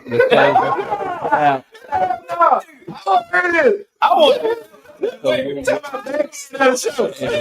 We'll need a Frankly Fegans to end. We'll get back into it. It's National Butter Day. How y'all feel about it? I love butter. Shout out to the butter. You know Any butter addictions in here? I like honey butter. That shit is great. Now let me tell y'all, I would never add butter to none of my shit. You know what I'm saying? Nothing. Buttery biscuits. But if I do, buttery biscuits. You gotta have buttery biscuits. Buttery biscuits. You ain't gonna never add what? Huh? I never add, like when you get pancakes and shit, Waffle House and all that shit. Yeah. Why not? I don't add the butter on. What? I don't. But if my wife give me some waffles, I already got that motherfucker over there. Say, man, like I don't really fuck with condiments. Like I fuck with country sauce. I'm like you, brother. But I don't ketchup, maybe, you know. Yeah. But I rest that shit. Okay. I would love to have this. By the time I realized that I needed with my fucking fries. Yeah. I'm all gone. It's all over. It's all over. Okay, so I like dry fries. I see. I eat on the run a lot, so I ain't got time to be buttering up no goddamn nothing. Put no ketchup. You said butter up no. I see what they did here. So National Butter Day is also National Homemade Bread Day. I'm with that. Man, fuck all that, man. I like the bread. It's good baked bread and go home. The same. Good bread, homemade bread needs its own day. Yeah. Y'all into taking hikes? It's National Take a Hike Day. Take a hike. Hey, peep this. I gotta tell y'all some shit. I ain't taking no hike, right? Listen, I ain't taking no hike, but I walked through this park the other day, right? In Highland Park. Yeah. And it's called a Teddy Bear Park. Y'all been there? You been there? You been there? I've never been. So I seen them people backyard with all them goddamn sculptures and shit. I looked that shit up. It's called the Backyard of Evil. What? Yes, y'all have to go and see. No, I don't. Fucking statue so fucking big, you would never think this shit would be in fucking Dallas. That's not butter, y'all. That's not butter. I'm gonna have to see that. What you say? That's not buttery. That's not what they're for, really, for the park, like where you went and see the teddy bear. So they be assholes to the park. Yeah. It's the neighbors who put all the other stuff. So they trying to be unsavory. What you mean? What you mean? Hold on. What did they put? They didn't want us to come to the park? Why? The bear, that's what you said is evil, right? So it's not really like inviting. Well, not the park. No, not the park. It's the house. Someone's house. Yeah. That's what she's talking about, is that house. Right. I need to see it. It's private property. Yeah, they don't want you over there at all. I looked it up. Listen, I looked it up. They say that it has a museum inside of it that has artifacts and things that is the best in the world. Anyway, it's a billionaire's house. Oh, he has a lot of artifacts. And shit. But fuck y'all trail hikers. We don't want y'all back here, so we're gonna put some crazy shit back here. But you come pay and see this shit. But I'm gonna go see it. That's gonna bring more motherfuckers over. I mean, it's only so much you can see, but still, just to go, I saw it. I wanted to know what it would look like at this point. I thought about Cam. When I said, damn, I wonder can we do a little video? We walk through this bitch and do a little video. I will. I've seen some people do some heinous shit. Yeah. So when you tell me this house is evil, I'm interested. Yeah, you don't want me here to see this, but I'm going to. So what? The reason why they call it the backyard of evil because it's statues of every person who has been. Yeah, we can look it up. What is it called? The backyard of evil. The backyard of evil, Highland Park. The Crows family. The Crows family. Crows is the last name. The characters are people who everyone. The dictators. All the dictators. You mean Stalin and every dictator. And fucking. Yeah. Wow, I didn't see this shit. Yeah. Interesting. So there's a twist on that. Yeah. Put Highland Park. Make it more. Why have you not? Yes, I'm telling you, this shit was crazy. You feel me? Okay, see. I need to see that. Pull up Teddy Bear Park. We put Backyard of Evil. Pull up Teddy Bear Park. Oh, let's see if we get something here first. Where they? Backyard of Evil. That people should come out more, enjoy the teddy bears. Yeah, we was out there. They was taking so many photos and shit. Teddy Bear Park. Teddy Bear sculptures. Look.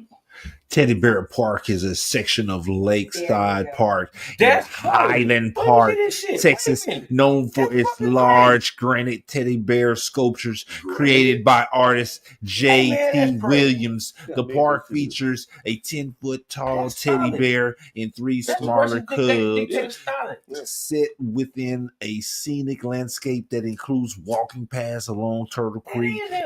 All right, let's see. Let's see. Here's the Instagram right here. I need some pictures. I don't know who this one. I don't know who this one is. What's this shit? That's the Instagram. Let me share the Instagram here. That is. It's only. This is. If you Uber search that right now, that is Joseph Stalin. That is park full of teddy bears. Which one is this? That's fucking crazy. Yeah, it's ridiculous. Yeah. Shout out to my wife, man. She turned me on. Why would y'all put this in your backyard? It's actually on one of the lists to visit for that. Mm-hmm. Why would you put it's that private. shit in your Nobody backyard? Can go. It's private. Okay, so here it is on Instagram. Is that a police officer? Yeah, they're gonna. Yeah. Hidden Teddy Bear Park, Dallas, Texas. You know what Cam doing right now. Whimsical bear statues. Cam over there taking mental notes. I'm going over there. He gonna be shooting over there. I'm going over there tomorrow. Yeah, you can, because that's all they do over there is photography. It was like 27 photo shoots going on. I'm like going we carry tomorrow.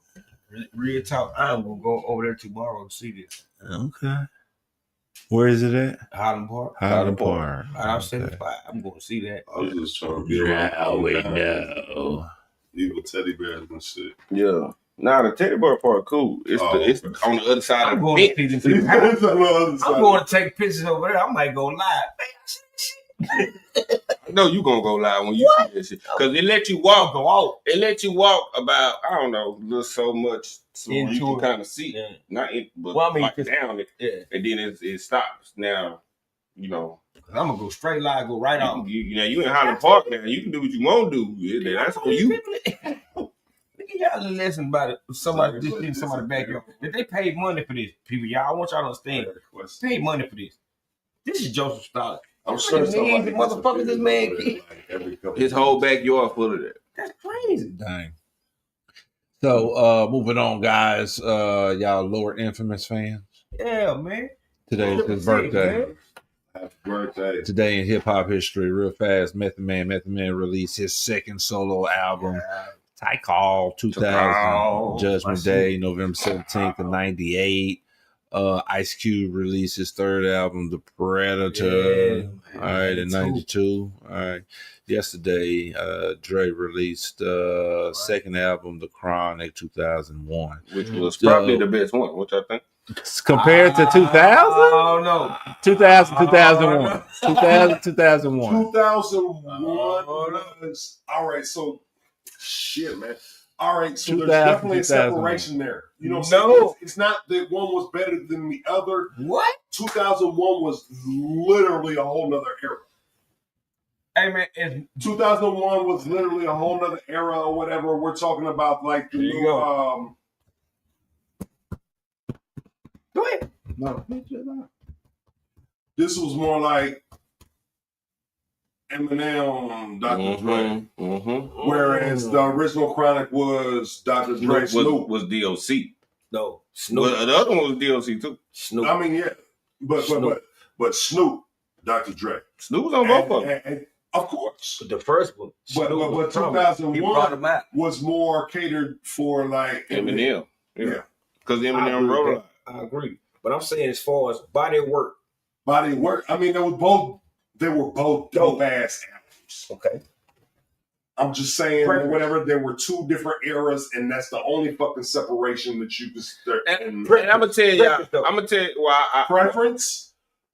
Who fuck? That's why I want. That's why I'm looking like. Because I'm gonna listen to both. Preference. Which one? Preference. It's hard, bro. It's an even. Not for me. Oh my God. What you think? Gangsters. What you think? Me? I'm gonna say number one because it was so groundbreaking. That's music that was timeless in that album that would never be reproduced. I'm gonna go 2001. Nah. I'm gonna go 2000. No. I'm gonna go 2000. No, sir. I'm gonna go 2001 on y'all. Why? I'm gonna go 2000. What's 2000? Because it was we talking about the Chronic. The Chronic. The original. Oh, the original Chronic. The original. I knew you was there. That's why I was saying the original versus the 2001. Yeah. We're talking about, you know what I'm saying, the album or whatever with Dr. Dre, all the fucking albums. Sonically, both albums. Versus, you know what I'm saying, the fucking, you know what I'm saying, 2001 Marijuana Leaf or whatever, you know what I'm saying, the Chronic or whatever. Like, 2001 for me was passing of the torch. Like, this shit's still going. So that means this shit's still going or whatever. And it was a successful handoff. It's Drake. So that's, and you know what I'm saying, like that's why I feel 2001 was the better Chronic album because it's then carried the torch. I agree with that part of it, but when you say carry the torch, the torch had to come from somewhere. And what I'm saying is sonically, that album will always outshine. Now both albums are great bodies of work. But sonically, meaning changing of the culture, meaning bringing Snoop. Let's just go. You got to go back to 1991, 92. Both places. That album and the time that was going on with all the shit that was going on, and they were talking about some of the things. It was almost like the Niggas for Life album. No, there was some beef rap in there. There was some beef rap in the original Chronic. Sure was. Yeah. A lot. Yeah, if you listen to the skits, it was a whole lot. That's another thing. We didn't even talked about that. The skits. That's why it's cool, but I was young at that time, right? So I took it for what it was. 2001, I was grown. You understood? I was able to move a little bit more different with the music. You feel what I'm saying? And shout out to Funky Town. Shout out to Six. Man. I wrote with Six Deuce. I learned a lot of game from Six Deuce, and he allowed me on stage with him. And we was able to go out for a whole year into that explosive song. Tribute. I got something for you. Since you ride with 6'2", do you remember the group that he was in? Yes, sir. Okay. What song did Greg Street start his show with of theirs? I couldn't tell you right now. That's Cooling in the City. Cooling in the city. Yeah. Do what you want to do. Yeah. Six Deuce. Hey, man, that dude was ahead of his time, too. Of course, he got picked up by LA came and got everybody. They came and got Dre. They came and got DLC. They came and got motherfucker 6 Deuce. They came and got a lot of artists. A lot of people don't realize that what's the Houston rapper name? 3-2. 32. They actually came and got him first. 3-2. He was the first to go to LA with Dre and all that, but he came back and then he got DLC and all. But we got a lot of Texas connections to the West Coast scene at that time. Like real talk. Shout out to Dr. Rock, man, while I'm thinking about it, man. Shout out to DJ Dr. Rock. How are you, Sherry? Real talk, man. All the greats. Already. Mr. Fegan. This is still our game right here. It sure is. Yeah, it's actually your move. It is my move. The last move I made was the knight. No, it was the pawn right here. So it's your move. Go ahead and give your point to the Figures. We're gonna give our final thoughts and get on the slide up on out of here. Yeah, for sure. On your move. Okay.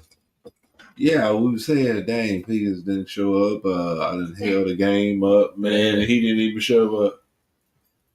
Nah, I planned on it. You know what I'm saying? Lately, I've been quite consumed with. Maybe it was my move. It's been slick here with I didn't tell you. How did you take my man? What did you just do? Go back and try that one more time. Okay, so you know what I'm saying? I think it was my move.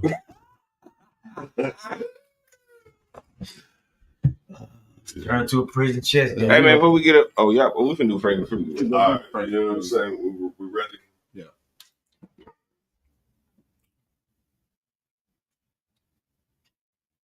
Good evening.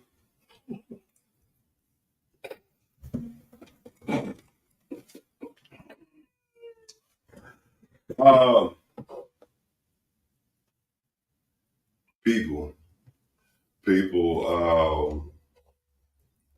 they go through their lives. Always do the sign language. Hey, do your thing, you can. Go ahead. You know, people go through their lives. Some people go through their whole lives. Fortunately, some people, I don't even know how the fuck they get through life. Audacity is at an all-time high. High horses are a real fucking thing. I've never seen them. You know what I'm saying? But I've seen people on them. Bars. Do that again. Bars. Bars. I've never seen a high horse, but I've seen people on them. I'll put it on Facebook tomorrow. I'll steal that thing. You can have it. What's that M word? What's that M word? I can't even think of the fucking M word right now. The M word, the fucking M word, the fucking not manipulative, but it's what they do.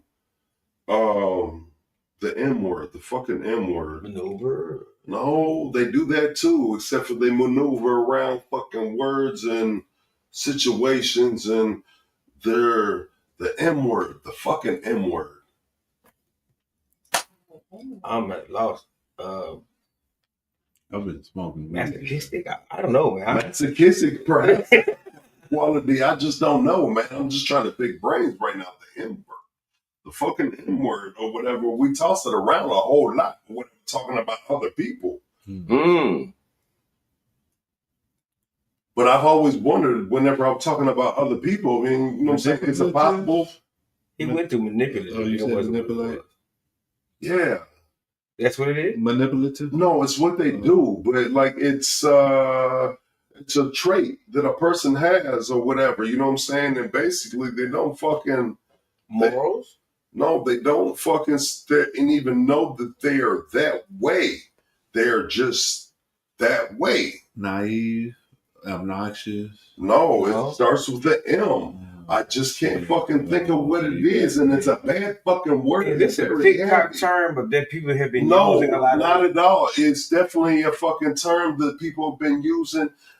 21 through fucking 24, real hard though. Starts with the M, and they're just so full of them fucking selves and don't even fucking know it. It's the M word. It's the goddamn M word, man. We'll go on with your freaking figures, and maybe it'll come. That's part of it. Is it M or all N? of it. Is it N or M? It's all of it. I just don't know because I'm not it. Narcissistic, man. Thank you. That's not M though. That's N. It's definitely an N. Narcissistic. Narcissism. No, I've been seeing it on TikTok a lot. Is that an all-time fucking high? Narcissism. People on their high horse and I never see the horse. I just see them up high. Anyways, thank you. I'm talking about. Nah, for real. Like, they have a high That shit was classic. That imaginary. I see it. I don't see him though. Cut that shit and replay that shit tomorrow. That right there, that part. No, what he said. The whole thing. It was perfect. I got it. I never seen a high horse before, but they on him. Man, that was prophetic. Yeah. What's your final thought? Final thought. Piggyback on what my man said, man. Dr. Feelgood himself. Some of our narcissistic ways are really, really making us look like we have no moral value anymore. Being self-centered, you like that? Being self-centered sometimes is very detrimental to not only ourselves but everything around us. A lot of times, Rick always talks about this, the team player concept, meaning we could all be symbiotically living with one another if we would get past the narcissism, meaning trying to be something else, getting off your high horse. I call it taking off your cool jacket. Take off that jacket. Be yourself. Take off that cool jacket one time and really, really connect with your circle. So, yeah, thank you for that. Right? Hey man, love your family, man. Team player together, everybody achieves more. We do things the player way. Stay up, man. That way. We got a versus coming on the 29th. Be ready. Friday. What's that? Friday we going up. We're gonna be at the old what's that? 29. Playmates, baby. That's gonna be interesting. I'm gonna host this. That motherfucker. Can't win some over there. Like I got some shit to prove. I'm trying to go to that. What's that? I'm trying to go to that one. Which one? That specific one right there because that right there. Playmates. The 29th.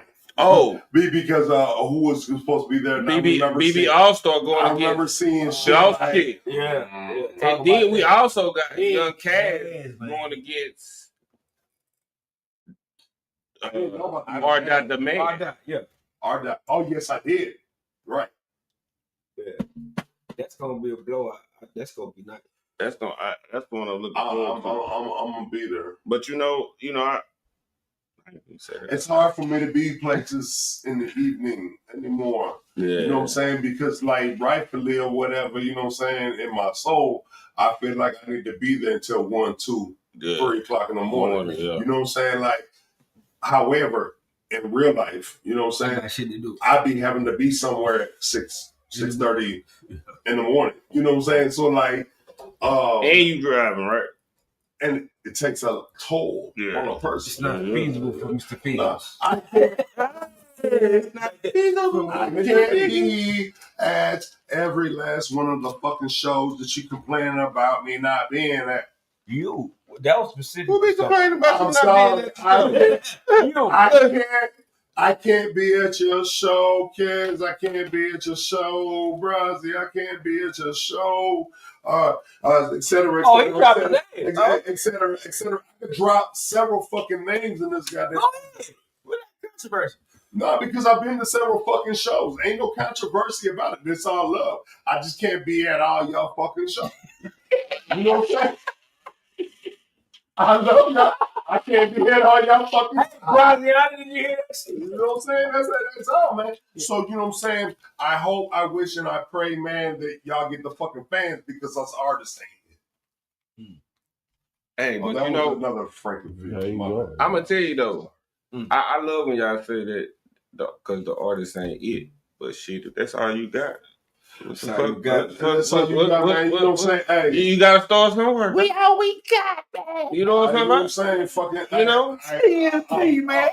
You know, I'm building for an artist it is. You know what I'm saying? If they're gonna spend their money too, fuck it. Fuck it. At the end of the day, fuck it. If they spending their money, fuck it. Even if they get to the door and say, even if they get to the door and say I'm so and so, I gotta pay. Yeah. Yes. Nah. Look. Yeah. Look. Especially you. You and everybody with you. Hey, real talk. Shouts out to Lil Quincy before we get out of here. Lil Quincy. Man, Lil Quincy had an interview up there at K104 the other night. So I went up there. Did he ever get his trophy from us? I can't even remember. He won our countdown. Yeah, countdown. Yeah, I remember that. I don't know if he got the trophy, but we got one. We can ask him. So I went up there to K104 so he could do his interview, and I videotaped it or whatever. And so shouts out to Little Quincy. I'm gonna get that up as soon as possible. What were we just talking about? Because I was finna get into that. What would we just leave out for? Narcissism. No. Fans being the only motherfucker. Artists being the only motherfucking fans that you got. Shout out to Ain't That Real Fast. He said, "Oh man, if I you ain't saying it wrong. Miles out with so." And I said if she was here, she would watch all of y'all Miles out. Oh shit! I'm sorry, Ain't that. sorry. See, I'm gonna be. Maybe you should. I need to quit doing that. Maybe you should cook. I'm sorry. Oh, that's what it was. So in that interview, Rick, what's the dude? K104 Rick. He's a new guy. Rick something is his name. But yeah, but after the interview, he was talking to Little Quincy, hooking him up, giving him some connections or whatever. So, what's the little group that's out, the New Dallas? What's the rapper that you like? Zoe. I think he said Zoe. Mirror, you got Honcho Mirror. So I think it was Zoe. So guy was like, so the reason why Zoe, you see Zoe out there so much is because he got like $100,000 just in marketing out there in the streets right now. Right, everybody know that. Nigga. Right, you know what I'm saying? You goddamn right. Ding. See, that's the people. Why not? I mean, that's what you complaining about? You that is not. But they don't want to pay to get in the club. And that's what I'm talking about. That's all we got. And that's what I'm talking about. Okay, wait a minute. And this man got $100,000 in marketing. Hold on. Before we go, you don't want to get paid. You got to talk about that. Because, see, it's a lot of, we talked about going into these venues and it being nothing but artists and their entourage. There's not consumers. It's a lot of animosity and competition in the building, and that is not the way. When my turn. Huh? When I go. I'm about to get you, because I know No, I'm talking about, that's what they say. Yeah. When my turn. When my turn. And everybody's entourage wants to go on the DJ booth. Yeah, it's crazy. You like, wait a minute, this is not what this is for. This ain't nothing but a bunch of us in here like a whole studio session. We just rapping to each other. It's not. And it's karaoke. It's karaoke. You motherfuckers ain't coming in with no tracks. Y'all coming in rapping over your rap. That's crazy. Like, this is not a showcase. I swear that single-handedly is one of the fucking very things, man. But can I tell y'all some shit? That keeps fucking love it. That keeps me from fucking... Yes, with the track behind. I love all this shit. Cause ain't no stopping it. All right, so there's ain't no fucking stopping it. They ain't gonna stop. Here's the difference, though. Here's the difference. There's always a difference. And this is the one thing that fucking single-handedly or whatever fucking just turns me off about showcases. Watch your mouth. It's because wait a minute. A motherfucker don't know how to use his goddamn show track that he got his lyrics all over.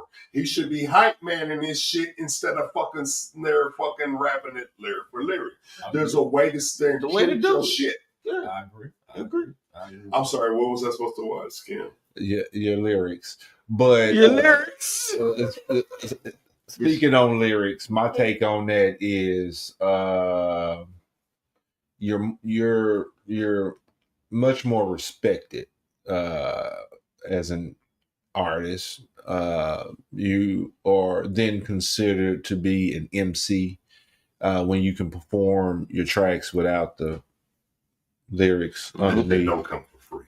And Kobe Savage, prime example, does not. He spits all his lyrics amazingly. That's what made me start doing it. I think that's what made Kenny start doing it at some point. Now we know you got to do that shit. Like everything gonna be all right. You gonna do that again until you learn it. Yeah, But once you know that shit, we already know it. It's gonna come out a whole different way. You're gonna different way. I do it on stage different. It's a trip when I actually do that song.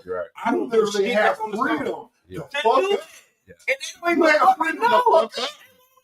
Look, I did that at the birthday. I know. Yeah, you fucked up. And they didn't know shit. And I just kept rolling.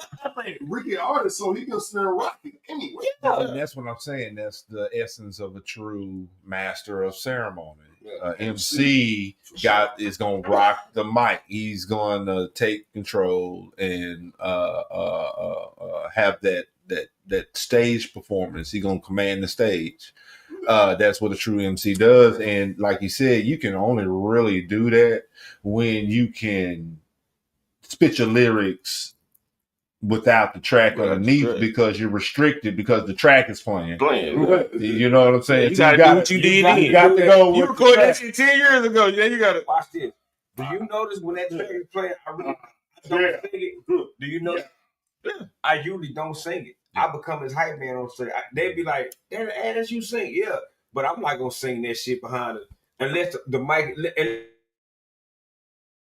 And hear me on the mic, like you're gonna stare and hear me sitting there fucking around. Nah, but when they see us on the 20th, somebody else's track, I don't want none of that shit. I want because I'm the host of the show and shit like that or whatever. I'm just sitting there fucking, you know what I'm saying? So let me ask you this: or whatever. I'm gonna treat your track the same way. Yeah, I do want to ask you this on air.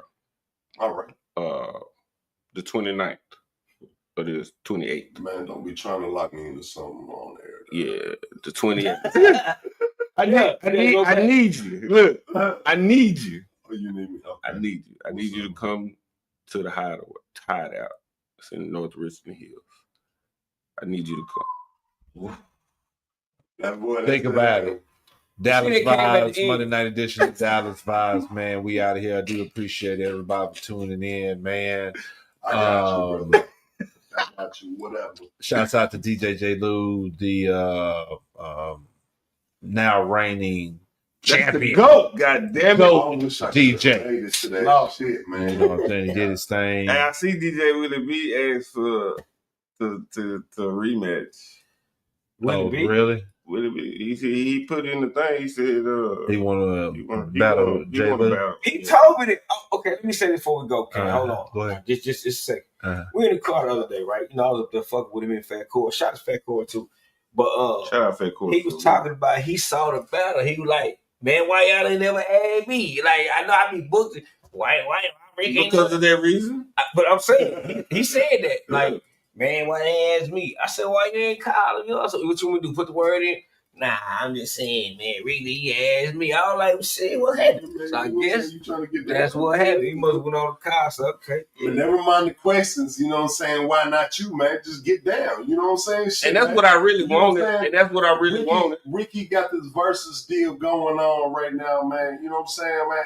Anybody that's trying to stare fucking let people know that they holding down here in the Metroplex. Converse. And can't nobody outshine them? Converse it.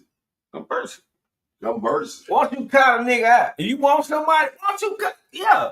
Give him the phone, hit Ricky, hit me. Because I'm going to relay the message. If you want somebody, you really been wanting to battle, you been wanting to do that, you can do that right here. And that's going to be friendly. We ain't in no beefing. Ain't no beefing. But if you want to call somebody, you can do that. Cause I want to go. I want to go deep. I want to see if the legends, the underground legends, or the legends do it. You know what I'm talking about? We're gonna make some money. We're gonna put some money in there. Shouts out to Serenade chiming in. Say what up? Another GOAT. Serenade. The R&B crooner, R&B king. You know what I'm talking about? Already. You know what I'm saying? Everybody real skilled at talking down. Ain't nobody sitting there talking themselves up or whatever. Ain't nobody sitting there trying to claim that they really that. But you know what they do? They say, "Are you full of yourself?" They do a bunch of talking down. You know what I'm saying? And it's crazy. Like, you supposed It's to damn if you like, do and damn if you don't. You know what I'm talking about? Just do you. You gotta do you. I'm really curious on the 29th, so you need me or whatever, man. I'm not doing security. No. I'm just saying. I don't never need security. Think about it. Let me get my final thought. But that wasn't even the day. I was talking about the 28th at the hideout. That's in the Right. I was being funny. Yeah. Think about it. We probably need security that night. It's too many. I just thought about it. Yeah. My final thought, as usual. Let me not say it too many times before we really have it. Will be back Wednesday, Ricky the Rapper and myself for the House Plug 2Gs on Wednesday up there in Detroit to Dallas to Detroit with this thing. As always, have a productive rest of your week. Do not run nobody over. Matter of fact, give them a kiss and a hug. We're gonna get out on a little serenade since you're trying Hold to on, man. Hold on before you do that. I had just came in late. I ain't get a chance to introduce myself. Radio Ricky, aka Ricky the Rapper, aka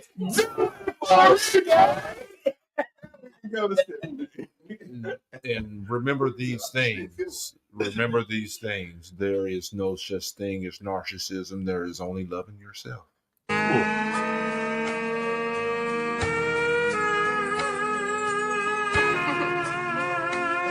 I know you're gonna dig this. In the mix.